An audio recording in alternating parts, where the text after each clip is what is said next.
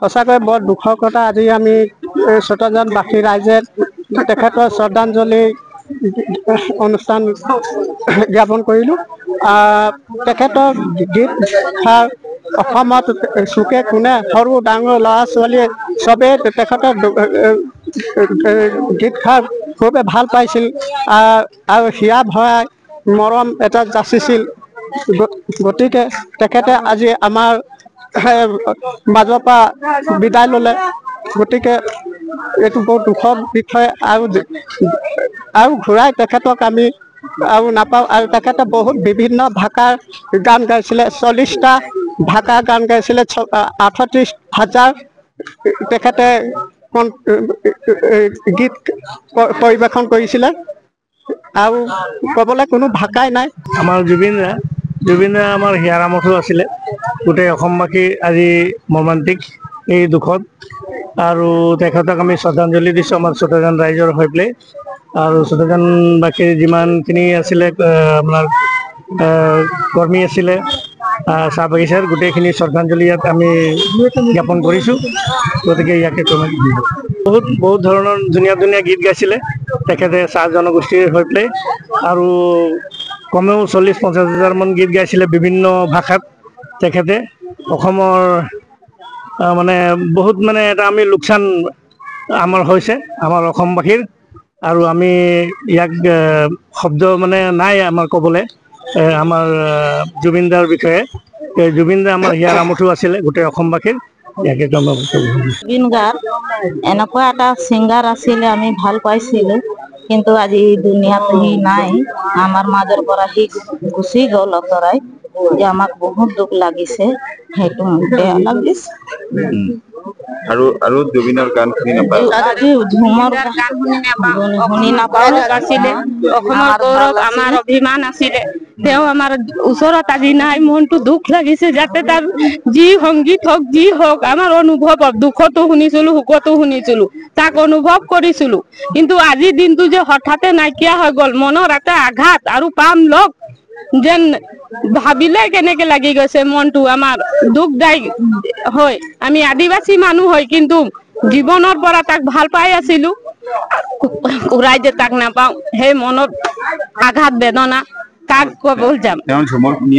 ঝুমৰ শুনিয়ে আমাক মনটো আনন্দ, দুখতো শুনিছিলো সুখতো শুনিছিলো। তাই আমাৰ অসমৰ গৌৰৱ। ইমানে কৈছো। আজি দুখ লগা কথাই, আমাৰ জুবিন দা আমাৰ অসম বহুত ধুনীয়া, আমাৰ চাহ শ্ৰমিকৰ কাৰণেও ইমান ধুনীয়াকে এটা সুখৰ পৰিৱেশ আনিছিলে। আজি যাতে আজিৰ পৰা তেওঁৰ আজি সুখৰ পৰিৱেশ আমি নাপাওঁ।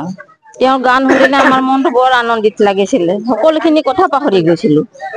কি ক'ম, আজিৰ পৰাতো তাক নাপাওঁ, দেখিও নাপাওঁ। তেওঁৰ সুখ শান্তিটো যাতে ভগৱানক এইটোৱে প্ৰাৰ্থনা কৰিছো, যে তেওঁ সেই আশা কৰো য'তে আছো শান্তি চেয়াত থাকক, সেইটোৱে ভগৱানক প্ৰাৰ্থনা কৰিছো। আজি দুখ লগা বৰ ইমানেই দুখ লাগিছে, তেওঁৰ কথা শুনি ক'ব পৰা নাই। আৰু তেওঁৰ যিমানখিনি কথাখিনি ক'বৰ কোনো ভাষাই নাই।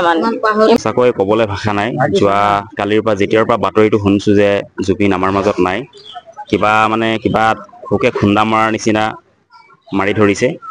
একচুৱেলি আমি ক'বলৈ গ'লে আমি আপুৰুগীয়া সম্পদ এটা হেৰুৱাইছোঁ আমাৰ অসমৰ পৰা। যেনেকৈ আমাৰ অসম এশিঙীয়া গড়ৰ বাবে বিখ্যাত আছিল, ঠিক তেনেকৈ জুবিন গাৰ্গৰ বাবেও অসম গোটেই বিশ্বৰ দৰবাৰত জুবিন গাৰ্গক চিনি পাইছিল, আৰু জুবিন গাৰ্গৰ চিনাকি ৰূপে অসমকো চিনি পাইছিল। আৰু তেখেত আমাৰ মাজত নাই যদিও আমাৰ মাজত আছে বুলি আমি অনুভৱ কৰিম, আৰু যেতিয়ালৈকে জীৱিত থাকিম জুবিন গাৰ্গ আমাৰ মাজত থাকিব। আৰু কিনো ক'বলৈ সঁচাকৈ ভাষা নাই। ইয়াৰ মাজতে মই গীত এটি জুবিন গাৰ্গৰ মই পৰিৱেশন কৰিম বুলি ভাবিছো, যিটো নেকি তেখেতে নমৰাৰ জীৱিত অৱস্থাত তেখেতে কৈ গৈছিল কথা এষাৰ, যে মই যিদিনাখন এই পৃথিৱীৰ পৰা নাইকিয়া হ'ম, গোটেই অসমবাসী এই গীতটি পৰিৱেশন কৰিব বুলি তেখেতে অনুৰোধ কৰিছিল।